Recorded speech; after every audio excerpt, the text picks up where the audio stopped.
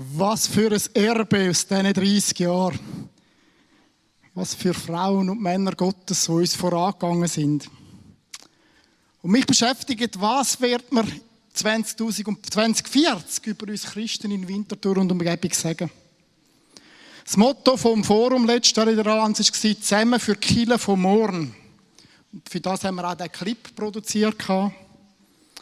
Und ich bete für eigene Gottesbegegnungen, für die nächste Generation, wie es der Andreas gesagt hat. Ich bete dafür, dass unsere Liebe zur Stadt und Region Auswirkungen hat und wir noch mehr Verantwortung übernehmen als Christen. Aber für das braucht es Wort und Taten. Ich habe diese Woche als Gast bei der Bettagsbegegnung im Bundeshaus sein, mit Politikern und einer Bundesrätin und spannenden Inputs und Bibelversen. Und die Versen aus dem Jakobus Kapitel 2 haben mich sehr berührt. Jakobus 2, 14 bis 17. Was nützt es, meine Geschwister, wenn jemand behauptet, ich glaube, aber er hat keine entsprechenden Taten vorzuweisen? Kann der Glaube als solcher ihn retten? Angenommen, ein Bruder oder eine Schwester haben nicht genügend anzuziehen und es fehlt ihnen an dem, was sie täglich zum Essen brauchen. Wenn nun jemand von euch zu ihnen sagt, ich wünsche euch alles Gute, hoffentlich bekommt ihr warme Kleider und könnt auch satt essen, aber ihr gebt ihnen nicht, was sie zum Leben brauchen, was nützt ihnen das? Genauso ist es mit dem Glauben. Wenn er keine Taten vorzuweisen hat, ist er tot. Er ist tot, weil er ohne Auswirkungen bleibt. Und Gott hat mir einen Traum aufs Herz gelegt für die nächsten Jahre. Ich träume von einem Miteinander von den EAW-Generationen als Vorbild für unsere Gesellschaft. Ich träume von einem Bund, gehalten von generationenübergreifenden Freundschaften. Ich träume davon, dass wir unsere Ressourcen, sprich Zeit, Finanzen, Talent, nutzen, um den Menschen von dieser Region zu dienen.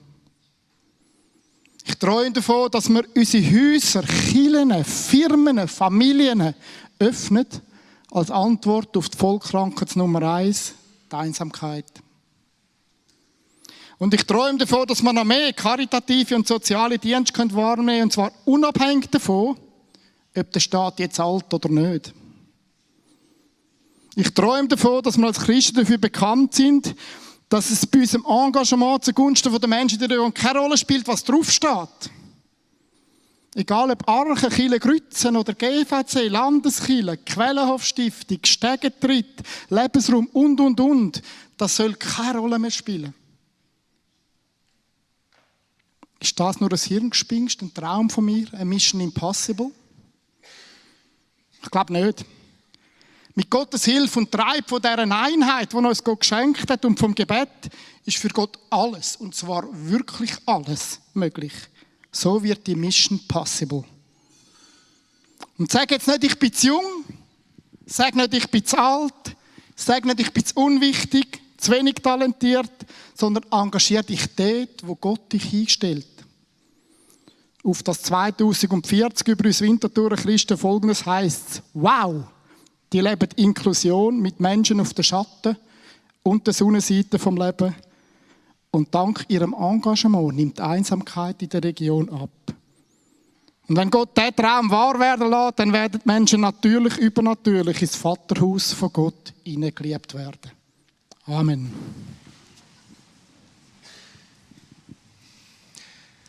Mega eindrücklich, was Gott in den letzten 30 Jahren geschaffen hat, was er ermöglicht hat innerhalb der Evangelischen Allianz Winterthur, was da gewachsen ist an Verbundenheit, was auch entstanden ist an Impact in die Stadt hinein, in die Umgebung hinein. Und wir spüren in der Leiterschaft, dass jetzt auch gerade mit dem Generationenwechsel, der im Moment stattfindet, wo ja auch angetönt worden ist, dass irgendwo eine Phase zu Ende geht und dass eine neue Phase noch nicht wirklich sichtbar angefangen hat. Wir sind wie in einer Zwischenphase im Moment im EAW. Und in der Bibel ist der Ort der Zwischenphase sehr oft die Wüste. Und darum nennen wir unsere dreiteilige Predigt heute «Ab durch die Wüste». Nach 430 Jahren im Exil in Ägypten hat Gott Israel rausgeführt aus Ägypten raus in die Wüste, in so eine Zwischenphase. Und Israel war dort lange Jahre unterwegs gewesen. Er hat sie durchgeführt zwischen den Felsen, zwischen Sand, zwischen Kakteen. Und erst nach 40 Jahren hat er sie nachher über den Jordan hineingeführt ins verheißene Land. Wieso 40 Jahre? Ich bin mal auf Google Maps schauen. Und ich habe geschaut, die ganze Strecke. Man kann ja dort eingehen zu Fuß, oder? Könnt ihr mal machen heute Nachmittag. Zu Fuß und dann der Umweg noch südlich über den Sinai. Es sind ungefähr 1060 Kilometer. Wenn jetzt Israel schafft pro Tag 15 Kilometer. Und sie machen jeden Sabbat machen sie Pause, machen sie frei. Und dann brauchen sie noch etwa eine Woche für die ganze Situation dort am Sinai mit dem Gebot und den Tafeln und so weiter, dem Bundesschluss. Und den weiteren Anweisungen, zum Beispiel für den Bau der Stiftshütte. Dann gehen sie weiter und haben nochmal eine Woche, wo sie noch eine Woche Badeferien machen am Roten Meer. 14 Wochen lang locker. Warum geht Gott mit seinem Volk 40 Jahre durch die Wüste, wenn er sie in einem Vierteljahr auch nach Israel gebracht hat, ins verheißene Land? Ist ja mega ineffizient, nicht? Und der offensichtliche Teil der Antwort ist ja der, dass wir immer wieder lesen in der Bibel, wie das Volk gemotzt hat, wie sie gejämmerlet haben, wie sie ausgerufen haben und wie sie misstrauisch sind gegenüber Gott. Und dort liegt nochmal etwas, eine Schicht tiefer. Und das hat damit zu tun, dass das Volk die Identität und die Mentalität von Sklaven in sich getragen hat. Gott hat sie relativ easy und relativ zackig aus Ägypten rausgeholt. Aber es war deutlich schwerer, aus ihnen Ägypten rauszuholen. Wir lesen im 2. Mose 19, Vers 5 und 6, wo Gott zu Israel sagt: Wenn ihr nun auf mich hört und euch an den Bund haltet, den ich mit euch schließen will, dann werdet ihr mir mehr bedeuten als alle anderen Völker. Mir gehört die ganze Welt. Aber ihr seid in besonderer Weise mein Eigentum. Ja, ihr sollt ein heiliges Volk sein, das mir allein gehört. Als königliche Priester sollt ihr mir dienen.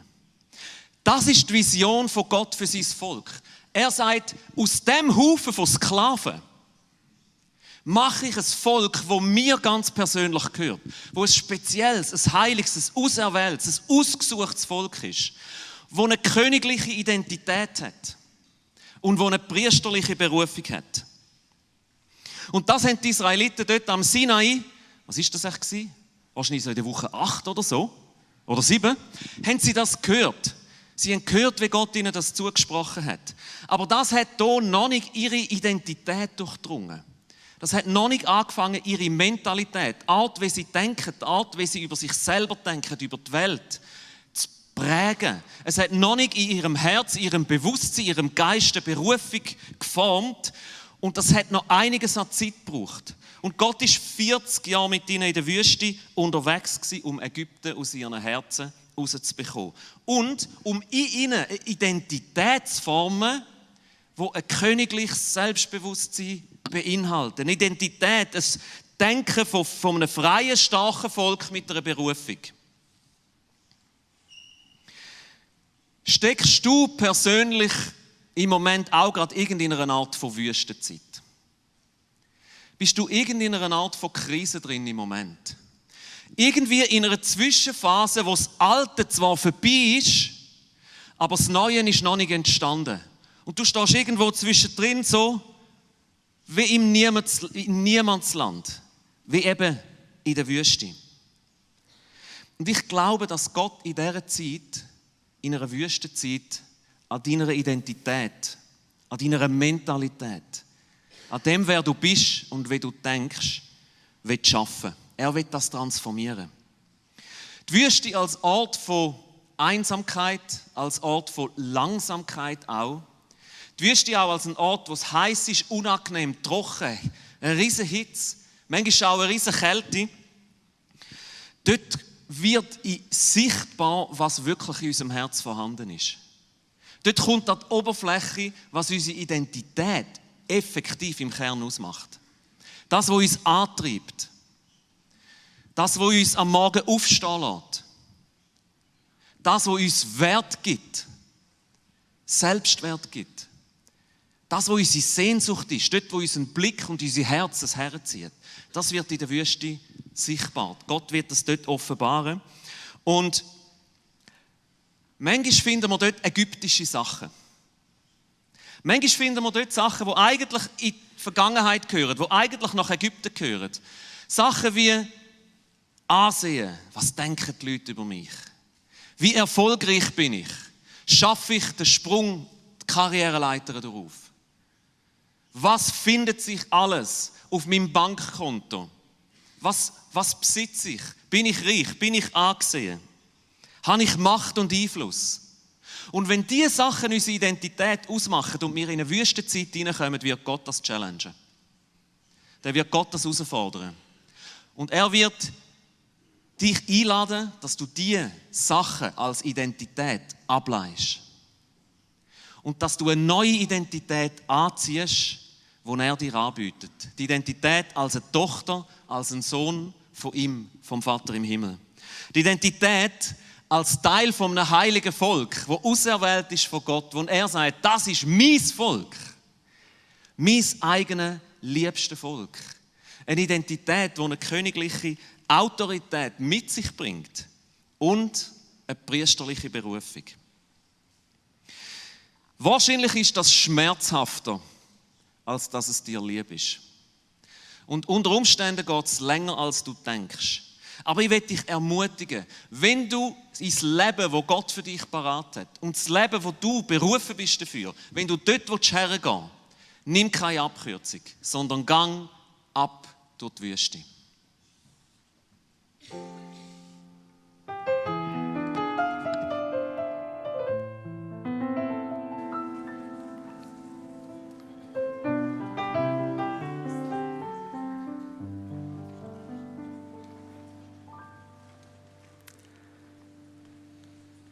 Gestern war ich am Greifenseelauf.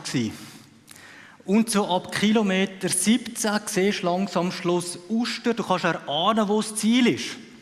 Und nachher bist du so unterwegs, ein paar Kilometer dabei. Und du siehst schon fast das Ziel. Und nachher geht der Weg links weg. Gefühlt einen Kilometer auf dem Veloweg hinterher. Und du siehst die ganze Zeit die Leute, die dir entgegenkommen auf der anderen Strassenseite. Und dort, wo es gerade links weggegangen ist, dort hat es so ein Stück gehabt, wo nur so ein bisschen Schreckband so halb durchgegangen ist. Und ja, für einen Moment habe ich mir überlegt, und ich bin wahrscheinlich nicht der Einzige gewesen, da wäre jetzt doch eine gute Möglichkeit. Da wäre jetzt eine Abkürzung. Und weisst, Abkürzungen, die werden erst dann attraktiv, wenn es streng wird, wenn es anstrengend ist, wenn es mühsam ist. Ich habe noch niemanden gehört, der sich im Traumurlaub gesagt hat, leck, was so eine Abkürzung, dass ich schnell daheim komme. Abkürzungen sind dann attraktiv, wenn es schwierig und anstrengend wird. Und in so einer Situation war Jesus. Und damit mache ich jetzt den Schritt über zu der Geschichte von Jesus. Jesus war in der Wüste, 40 Tage. Ihr habt ein bisschen gehört, wie es in der Wüste ist vom Urs. Anstrengend, herausfordernd. Und dann ist der Teufel zu ihm gekommen, nach diesen 40 Tagen, hat dann 3-mal versucht, und die eine Situation wollen wir miteinander anschauen. Dort lesen wir, da führte der Teufel ihn, Jesus, auf die Höhe und zeigte ihm alle Königreiche der Welt in einem Augenblick. Und er sagte zu ihm, ich will dir Macht über diese Länder und alle ihre Reichtümer geben, denn ich verfüge über sie und kann sie geben, wem ich will. Das alles werde ich dir schenken, wenn du niederkniest und mich anbetest. Was macht da der Teufel?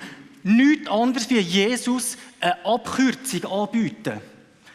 Jesus kann mit einer kleinen Handlung, wo kaum jemand mitbekommt, wenn er den Teufel anbetet, die Herrschaft über die Welt haben. Jesus kann sein Reich aufrichten, ohne den beschwerlichen Weg von der Verfolgung, von der Ausbeutung, von der Verklagung, letztendlich vom Kreuz am Tod. Und er könnte sofort das Reich aufbauen, wo alle Armut beseitigt ist, wo alle Ungerechtigkeit beseitigt ist. Er könnte das Reich aufrichten von Liebe, von Gerechtigkeit, von Erfüllung von dem, was Menschen sich wünschen. Also stellen wir mal schon einen Schritt zurück hinter unsere christlich sozialisierten Meinungen. Ich finde das eine attraktive Abkürzung. Du hast den Weg vom Leiden und auf der anderen Seite die Möglichkeit, in einem Moment das Reich und alle Ziele zu erreichen. Ist dir das auch schon passiert? Dass du die Möglichkeit hättest, mit einer kleinen Abkürzung oder Handlung einfach schneller ans Ziel zu kommen? Aber in der Situation von Jesus ist halt der Punkt, eins wäre Jesus nicht geworden. Er wäre nicht der Retter und der Erlöser geworden von uns Menschen. Er hätte nicht unsere Schuld tragen können. Ja, nach einem herrlichen, kolossalen Leben auf dieser Welt, wo die Menschen ihn gefeiert hätten, wären die Menschen genauso verloren gewesen wie voran.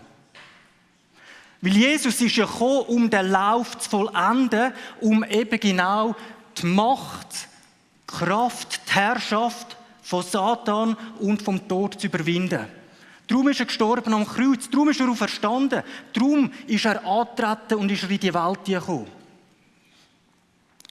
Nimmt Jesus die Abkürzung, werden die Menschen zwar eine grandiose Zeit haben zu Lebzeiten Jesu, aber sie wären verloren und hätten keine Hoffnung über das irdische Leben aus. Jesus lehnt die Abkürzung ab und er geht den ganzen Weg. Jesus lehnt die Abkürzung ab, dort in der Wüste. Und er geht den ganzen Weg.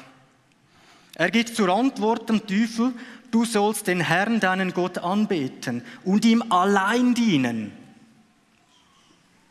Für Jesus ist klar, es gibt nicht Gott und.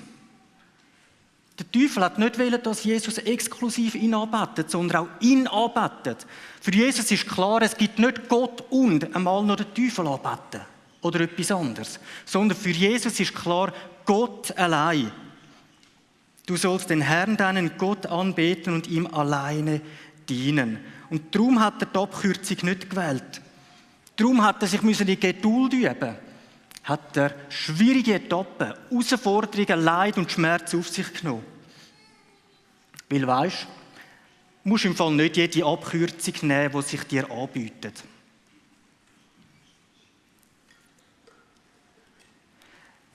Ich wäre gestern beim Greifenseelauf gerne die Abkürzung dort genommen. Aber ich bin sicher, es wäre im Ziel nicht das Gleiche gewesen. Im Ziel war die Freude gross und die Erleichterung und es war einfach ein cooles Gefühl, weil ich jeden von diesen Metern gemacht habe. Es lohnt sich, den ganzen Weg zu gehen, weil das Ziel ist es wert. Und meine Lieben, das Ziel ist es wert, das wir haben, uns einzubringen für das Reich Gottes. Den ganzen Weg zu gehen. Und wenn wir in Anfechtung und Versuchungen sind und wenn Sorgen und Probleme uns bedrängen, bleiben wir dran. Weil in diesen Situationen, wo Abkürzungen attraktiv werden, dürfen wir erstens wissen, Jesus ist mit uns. Und zweitens sind das Möglichkeiten, wo wir selber daran wachsen können und wo wir Geduld lernen können. Geduld aber macht uns innerlich stark. Und das wiederum macht uns zuversichtlich in der Hoffnung auf unsere Erlösung. Und in dieser Hoffnung werden wir nicht enttäuscht werden. Denn wir wissen, wie sehr Gott uns liebt, weil er uns den Heiligen Geist schenkt und er unsere Herzen mit seiner Liebe erfüllt. Darum bleibt dran. Und gerade wenn wir merken, da ist eine Abkürzung, sind das so manchmal wie Kairos-Momente, wo sich etwas entscheidet. Und darum wollte ich dir zusprechen. Harre auf den Herrn, sei mutig, dein Herz sei stark und harre auf den Herrn. Weil es lohnt sich, man hat ein wunderbares Ziel vor Augen.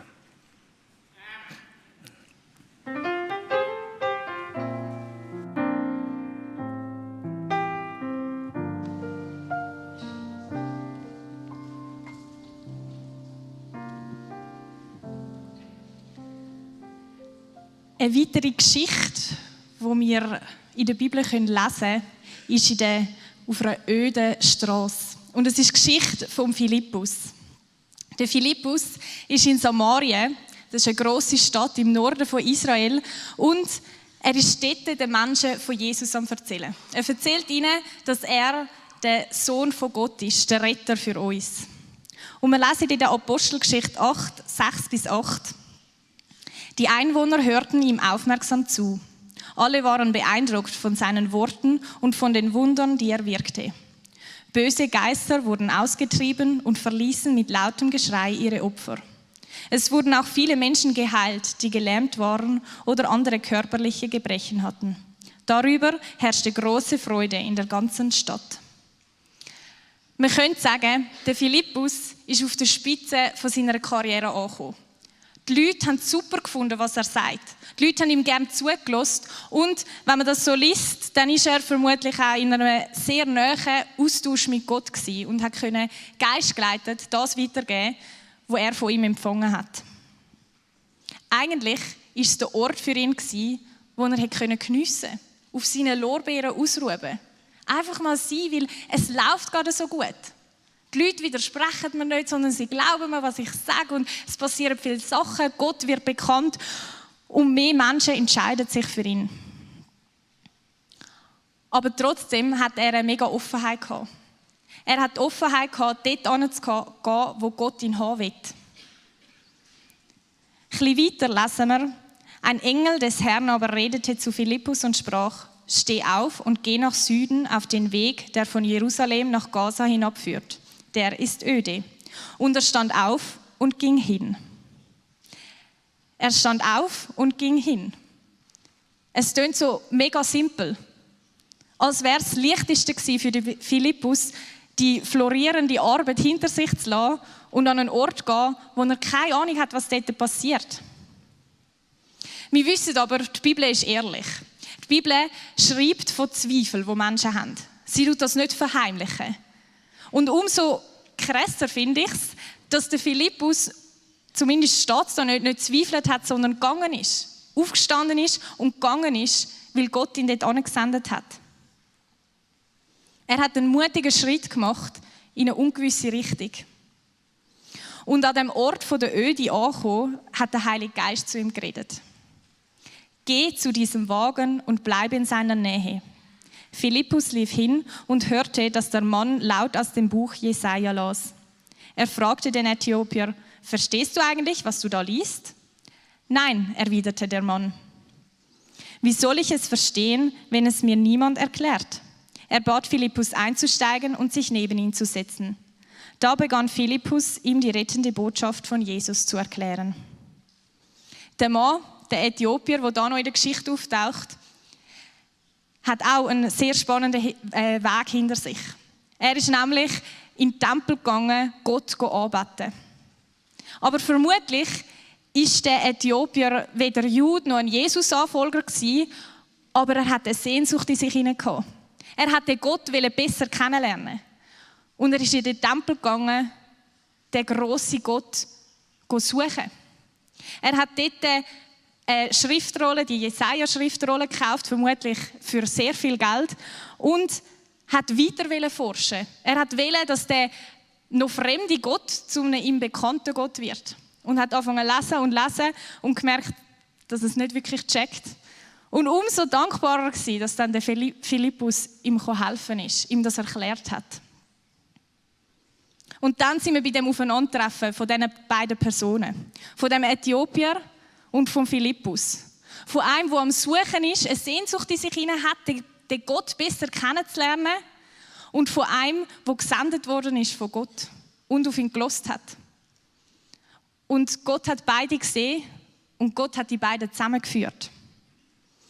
Und der Höhepunkt der Geschichte ist, dass der Äthiopier sich taufen lässt. Und dann ist der Philippus wieder weg. Die öde Straße war der Ort, wo Gott durch den Philippus zu dem Mann reden. Er hat den Philippus aus einem Ort genommen, wo so gut gelaufen ist, wo so viele Menschen Gott kennengelernt haben, und hat ihn an einen Ort gebracht, um dem einen Suchenden zu begegnen. damit der eine seine Sehnsucht gestillt wird. Wie steht es um unsere Bereitschaft? Halten wir an Bewährtem fest oder wagen wir auch mal so einen Schritt in eine ungewisse Richtung, wo wir nicht wissen, wo wir genau hinkommen oder auf wer wir dort treffen? Sind wir bereit, uns senden zu lassen? Einerseits als gesamte Allianz, als Kirchen von Winterthur, aber auch wir als Einzelpersonen. Sind wir bereit, ab durch die Wüste zu gehen? Auf eine öde Strasse. Und eine öde Strasse heisst nicht, dass es ein Ort ist, wo nicht gut ist oder wo etwas Schlechtes passiert oder was auch immer, sondern es ist eigentlich mehr, jetzt gerade in dieser Geschichte, ein Ort, wo vielleicht nicht gerade der grösste Erfolg ist, sondern wo man einen mutigen Schritt hingehen muss. Wo könnte so eine öde Strasse in deinem Alltag sein? Wo könnte so eine suchende Person in deinem Umfeld sein? Wo eine Sehnsucht in sich hinein hat, den grossen Gott kennenzulernen. Herauszufinden, ob das Leben noch mehr zu bieten hat. Wo könnten wir einen mutigen Schritt in eine ungewisse Richtung machen?